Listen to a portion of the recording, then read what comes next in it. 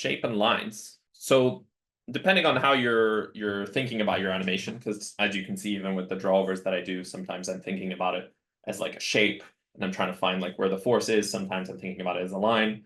But essentially, the thing I'm trying to explain with this is that by dissecting your animation or any animation into shapes and lines, you can sort of get a lot of information and then understand that that's sort of what's giving force and energy and flexibility and speed and all of these things, and like that's sort of the underlying structure of it. It's not the whole like the more intricate details sort of the pose. I find like we get really bogged up in the details, and I try to strip it down into its core of just like what's the shape, what's the line.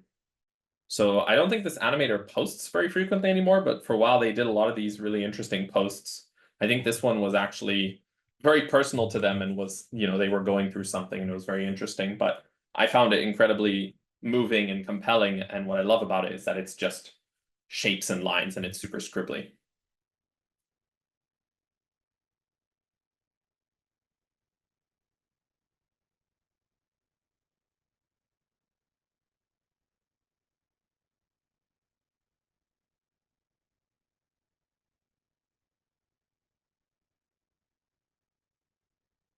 So I think it's incredible, like such simple lines supposedly tell so much of a story, first of all, like just in terms of performance, but also you can really feel their pain. You can really feel their force. You can really feel how flexible they are. You can really see the points where it's very high energy, where it's very low energy. You can really feel the basic, like almost like the muscles in the body contracting and extending and compressing. You can see contact between two characters, and they're just like scribbles. The character's not even really on model or anything, right? So when I'm doing like planning or when I'm drawing over a shot, whether it's mine or someone else's, like I'm trying to think about it this way. I don't care about the eyebrows, and I don't care about like the shape of the elbow right now or the specific hand pose or the expression.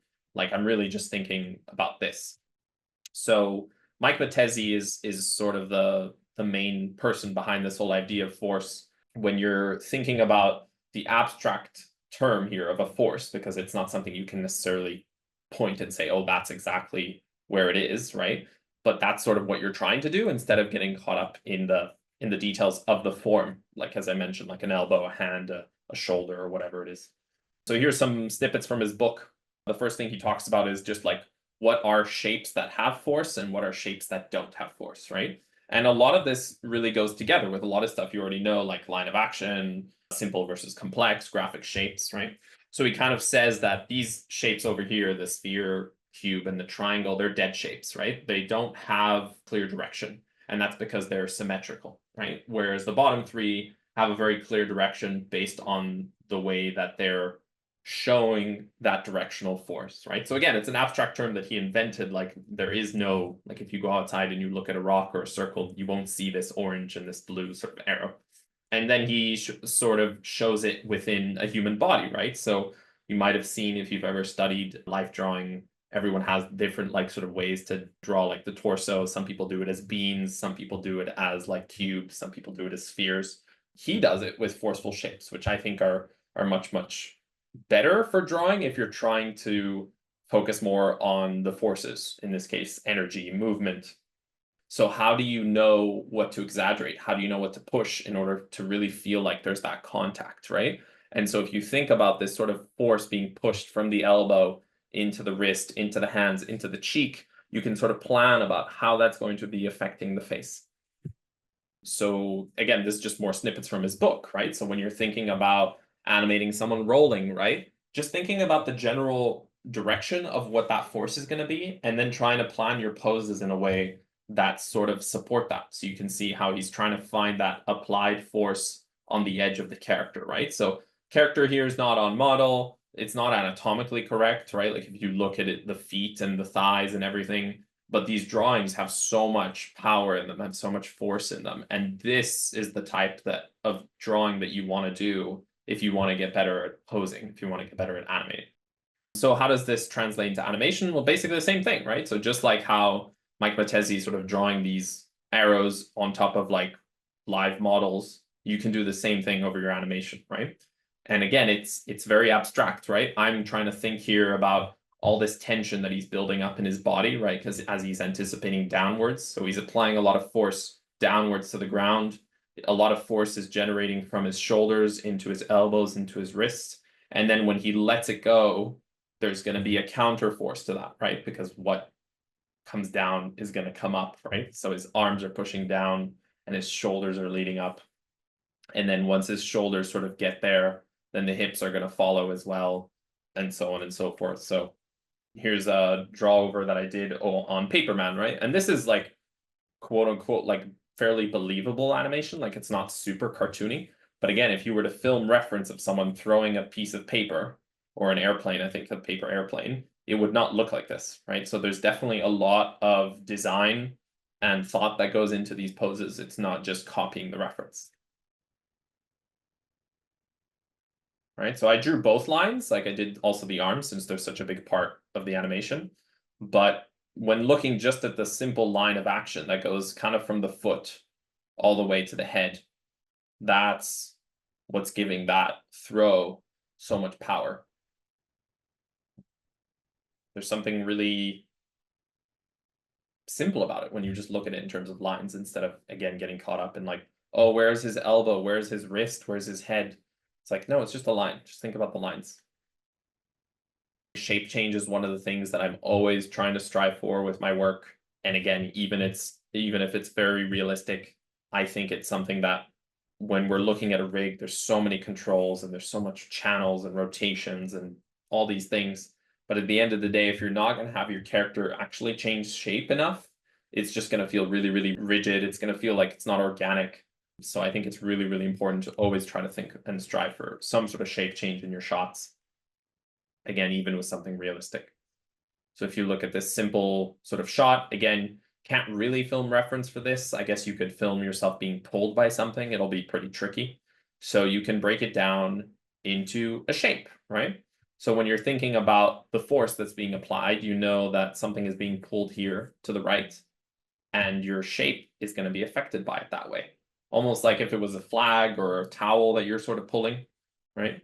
And then obviously there's a lot of liberty here of like deciding that the legs sort of drag behind. I guess maybe you could have flipped it, but it feels like because the straps are attached more to his upper body and his shoulder, it makes sense, at least to me. And this sort of tells you and guides you how to overlap it. And if you prefer thinking about it like a line, you could still dissect this as a line, right? Like just like this, instead of a large shape. I guess it goes from right to left and then down and then right. So here's another one. Right, so I find it incredibly complex, right? There's so much going on, so many colors and shapes and objects changing in the screen. So why not break it down into those shapes? And I really, really like that sort of reversal. So again, if you're thinking about it in terms of a line, it's kind of like that wave principle. But also there's quite a lot of shape change as well, just in terms of like the overall shape that the character is creating. So in the way he kind of comes up is one way, but then when he comes down, he leads sort of the other way. So now the legs are sort of leading, and then it sort of flips into the other way. It doesn't have to be this way. It could totally be different.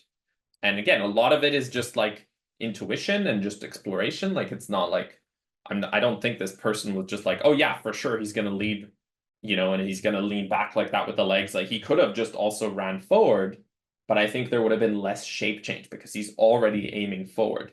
So a lot of times you're just looking for that contrast in order to implement that shape change, because otherwise things just feel really, really stiff. And this one's really cool because it has such a interesting sort of shape change. And even though this character is like super complicated, it's got such beautiful graphic shapes in the poses. And again, I don't know how I would film reference for something like this. So I love how the shape is getting sort of distorted by a different object, and sort of thinking about, okay, if the force is going here, it has to go somewhere. So it sort of like propels up. You can even see his hand sort of like pushing to the left. And then on the next frame, his butt also gets kind of pushed out the other way. But now after that sort of overshoot with the head and hands, he sort of like comes down. And now that force comes back to it, right? So all this force, it got squished in there, it's built up all this tension, and now it's flowing back towards the other way. And now that energy that was in the hands and in the head flows up into the shoulders. And you get this really, really cool stretch, right? So you can see how that force is sort of like changing. It started from there, and then it sort of like came down, and now it's going up until finally it gets into this really awesome shape over there, right? I think if shape change is what you're striving for, you're probably going to get a pretty good result.